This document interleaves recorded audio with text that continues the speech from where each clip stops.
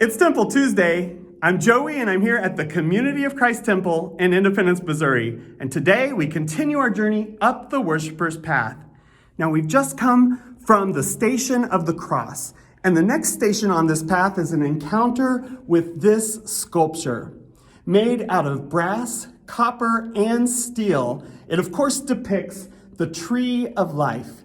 And anytime we see an image of the Tree of Life, it floods our minds with all of these ideas of what that means for us and for our spiritual faith adventure. Could it mean that new life is waiting for us just around the corner if we continue up this path? Is it a symbol that helps us to stop and reflect on spiritual growth and our own desire to develop ourselves in our spiritual lives?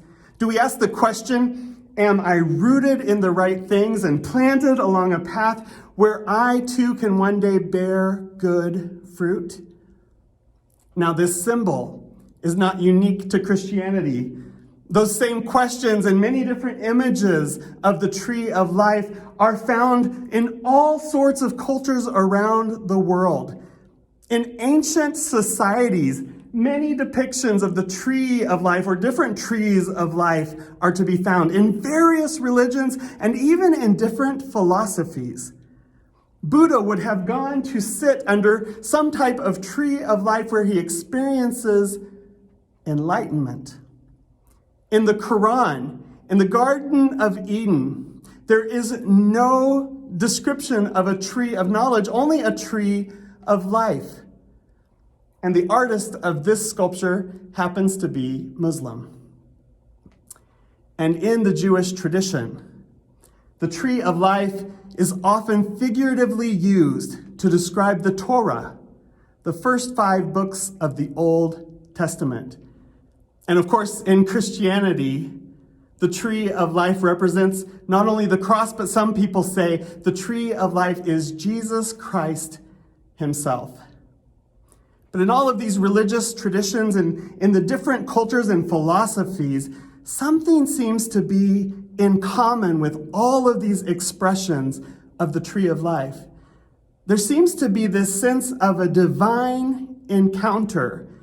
And even in today's secular use of the Tree of Life, we're all reminded that we are interconnected.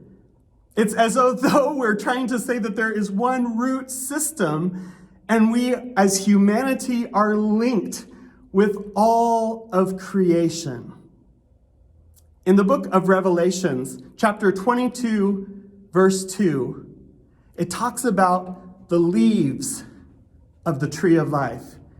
And it says the leaves are for the healing of the nations. And I love this because it gives hope to all societies, all ways of believing, as if all of humanity through this symbol has hope of new beginnings, new life, of spiritual growth, and of the possibility to bear good fruit. The last thing I'd show you is how it seems as though the Spirit is blowing the leaves, pushing us further and further up our path of encounter. And so here is your reflection for today.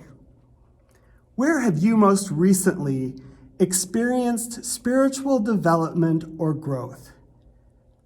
And in what ways is the Spirit blowing in your life, pushing you further along your path of encounter? One that also may lead you to new beginnings, new life, spiritual depth and growth, and even the possibility that in your life you too will bear good fruit. And we will see you next week.